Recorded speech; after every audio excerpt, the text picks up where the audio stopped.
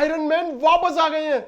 हाँ, जिसे हमें इतना बेसब्री से इंतजार था जिस इंसान का, वो वापस आ गया है, हमारे रॉबर्ट डाउनी जूनियर। हमें पहले ही पता था, अरे मार्वल चल ही नहीं सकती इनके बिना। हेलो नमस्ते नमस्कार सत श्री अकाल सलाम जय श्री राम सभी को। मैं आपका नवीन पाठक, और मैं बकैती नहीं करने वाला क्योंकि आप लोगों को पहले से पता होगा कि मार्वल अब ये 3 पिक्चर निकालने वाली है, तो मैं इन तीनों पिक्चर के बारे में बात बिल्कुल नहीं करने वाला। मैं बात करने वाला हूं डॉक्टर डूम के बारे में। अरे चिल्ला तो रहे हो कि रॉबर्ट डाउनी जूनियर हमारा टोनी स्टार्क वापस आ गया।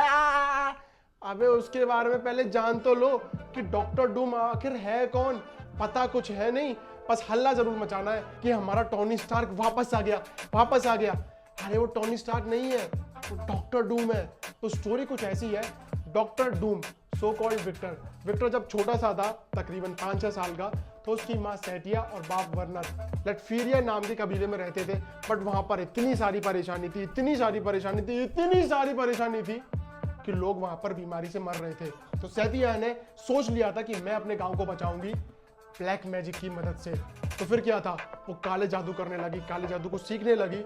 विक्टर ये सब होते हुए देख रहा था, पर वर्नर उसका बाप, उसने काफी बार मना करी कि ये तू मत कर वरना इससे परेशानी हो सकती है। बट सेटिया ने साफ साफ बोल दिया था, मैं और लोगों को मरने नहीं दूंगी।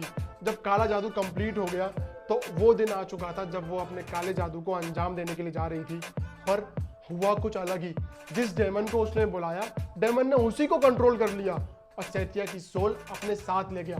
पर वो यहीं पर नहीं रुका, उसने पूरे गांव के सभी बच्चों को खत्म कर दिया और काफी सारे लोगों को जान से मार दिया।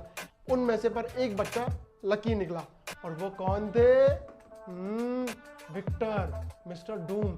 फिर क्या था, गांव वालों ने गलत आरोप लगाए इन दोनों पे कि तुम्हारी वजह से जो हुआ है, तुम्हारी वजह से हुआ है, चुपचाप हमारे कबीले में से निकल जाओ। कबीले में से निकलने के बाद उन लोगों ने इनका पीछा करना नहीं छोड़ा। एक टाइम पर जब स्नोफॉल हो रहा था तो वहां पर उन कबीले वालों ने विक्टर के बाप को भी मार दिया। विक्टर को पता लग गया था कि इन कबीले वालों ने हमारे माँ बाप को मारा है, मैं इन कबीले वालों को छोड़ूंगा नहीं। फिर क्या था, उसने बदले की आग में मैजिक और साइंस दोनों सीखा। मैजिक उसे अपनी माँ की मदद से मिला, पर साइंस वो अपनी तरफ से सीख रहा था।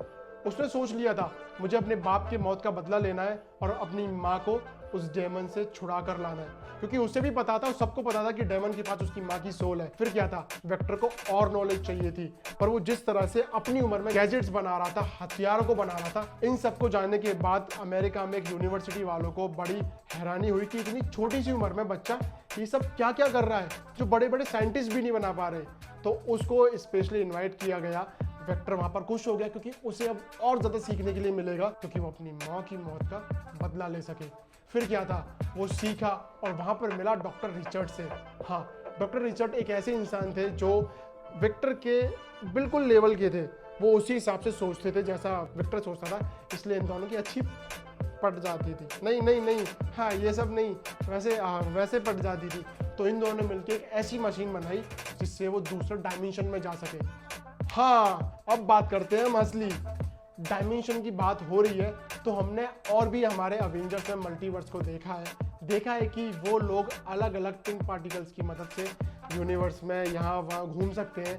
तो हमें हो सकता है मिस्टर डूम सो कॉल्ड हमारे टोनी स्टार्क वो अपने ही यूनिवर्स में जाए, क्योंकि मिस्टर डूम की जब हम बात कर रहे हैं तो वो दूसरे यूनिवर्स के हैं, क्योंकि हमारे बेचारे टोनी स्टार्क तो पहले ही मर चुके हैं। मिस्टर डूम एक दूसरे मल्टीवर्स के विलन बोल सकते हैं या फिर उन्हें हीरो भी बोल सकते हैं, वो मूवी देखने के बाद पता लगेगा। अगर बात करूं विक्टर की, तो टोनी स्टार्क और विक्टर की कहानी ऑलमोस्ट सेम है, पर विक्टर बेचारा गरीब है, टोनी स्टार्क स्टार्टिंग से अमीर बाप की औलाद थे। दोनों के दिमाग काफी शार्प है, पर विक्टर के पास मैजिक भी है, तो वो ज्यादा पावरफुल है टोनी स्टार्क से।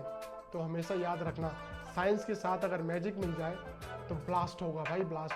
तो जैसे रिचर्ड और विक्टर ने मशीन बना ली थी, उस डायमेंशन में जा भी चुका था जहां पर उसे अपनी माँ की सोल को वापस लेकर आना था, पर विलन इतना पावरफुल था, उसने विक्टर की हालत खराब कर दी। इतना प्रेशर मशीन झेल नहीं पाई थी, तो उसकी वजह से विक्टर का पूरा मुंह जल गया। इस जले हुए मुंह के साथ और कॉलेज के निकालने के बाद निराशा से भरा हुआ इंसान बिल्कुल टूट चुका था। उसे कुछ भी समझ में नहीं आ रहा था, पर उसने ठान रखी थी कि मैं अपनी माँ की सोल को वापस लेकर आऊँगा। तो उसने जगह जगह जाकर पढ़ाई करना शुरू करी। वो पढ़ा, लास्ट में भारत आकर हिमालय गया। भाई मैं पहले ही कहता हूँ, भारत से मानना कुछ भी नहीं है। अगर असली ज्ञान किसी इंसान को चाहिए तो वो भारत में है। तुम्हें पता है वो भारत से होके हिमालय किस साइड गया? जहाँ पर डॉक्टर स्ट्रेंज खुद आए थे सीखने के लिए, मतलब मॉन्क्स के पास। और मॉन्क्स के पास एशियन मैजिक है। तो आपने तो देखा ही होगा डॉक्टर स्ट्रेंज को जादू करते हुए, जहाँ से उन्होंने मैजिक सीखा था।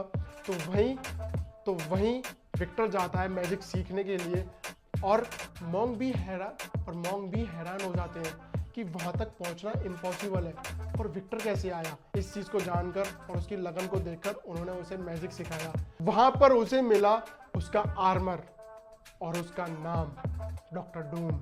जैसे हमें डॉक्टर स्ट्रेंज देखने के लिए मिले थे, उसी तरह डॉक्टर डूम भी देखने के लिए मिले। अब सोचिए, जब आपको साइंस के साथ मैजिक देखने के लिए मिलेगा, वो कितना ही पावरफुल इंसान होगा। भाई मुझे लगता है कि एमसीयू कैरेक्टर में ना एक पावरफुल सुपर हीरो आने वाला है। अब ये थॉर गए यार, सब पुराने हो चुके हैं। अब डॉक्टर डूम आएगा हल्ला मचाने के लिए। एक हमारा रॉबर्ट डाउनी जूनियर वाला प्यार, और उसके बाद एक नया super hero, super villain, super hero. भाई बहुत कंफ्यूजन है, क्योंकि हमने एमसीयू कॉमिक्स में पढ़ा है कि डॉक्टर डूम एक विलन है, और मैं फैंटास्टिक फोर में भी देखा है कि डॉक्टर डूम विलन का कैरेक्टर प्ले कर रहे हैं। तो अब हो ना हो, कुछ भी हो सकता है भाई। अच्छा भी दिख सकता है और बुरा भी। तो नो डाउट अवेंजर्स आ रही है, और 2026 में हमें डॉक्टर डूम देखने के लिए मिलेंगे। मुझे पता जितना मैं एक्साइटेड हूँ, उससे ज़्यादा आप लोग एक्साइटेड हो। तो मैंने बता दी डॉक्टर डूम की पूरी कहानी। और वो सब कहती है यार कि 2 दिन पिक्चर आ रही है ना, फैंटास्टिक फोर बेकार है। वो सही बता रहा हूँ, हमें तो डायरेक्टली मैटर है अपने टॉनी भाई से भाई। तो मिलते हैं एक नई वीडियो में। लाइक करिए इस वीडियो को। Thank you so much. जय श्री राम।